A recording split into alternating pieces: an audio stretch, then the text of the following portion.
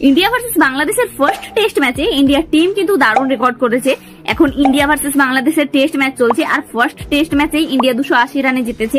First ইনিংসে India 376 run করেছিল এবং বাংলাদেশ 149 অল আউট হয়ে গিয়েছিল। তারপর সেকেন্ড ইনিংসে ইন্ডিয়া 287 রান নিয়েছিল, 4টি উইকেট ডিক্লেয়ার করে। তারপর বাংলাদেশকে কিন্তু 515 রান চেস করতে হতো, যা কিন্তু পারেনি বাংলাদেশ। 234 অল আউট হয়ে গিয়েছিল, যার কারণে এই টেস্ট ম্যাচ সিরিজে কিন্তু ইন্ডিয়ার জেতার চান্সটা বেশি। তাছাড়াও ইন্ডিয়া এখন টেস্ট ম্যাচ উইন্সে আগে রয়েছে, যেখানে 580টি টেস্ট ম্যাচের মধ্যে ইন্ডিয়া 179 বার জিতেছে আর বাংলাদেশ 178 বার হেরেছে। তাছাড়াও ইন্ডিয়া কিন্তু টেস্ট ম্যাচে সবচেয়ে বেশি রানের রেকর্ড করেছে বাংলাদেশের বিরুদ্ধে। এই টেস্ট ম্যাচটিতে ইন্ডিয়া লাস্ট হোম সিরিজে হেরেছিল 2012 সালে। তারপর থেকে এখনো পর্যন্ত ইন্ডিয়া টিম কিন্তু টানা 12 বছর জিতে আসছে হোম টেস্ট সিরিজে।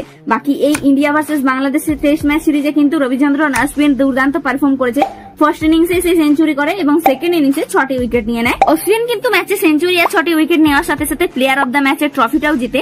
টেস্ট ক্রিকেটে কিন্তু সবচেয়ে বেশি অ্যাক্টিভ প্লেয়ার হিসেবে প্লেয়ার অব দ্য ম্যাচের অ্যাওয়ার্ড পাওয়ার লিস্টে কিন্তু রবীন্দ্র জাডেজার পর অশ্বিন রয়েছে, তারপর রয়েছে বিরাট কোহলি। তবে ম্যাচে কিন্তু ঋষভ পন্ত ভালো পারফর্ম করেছে। 128 বলে 109 রান করেছিল সে।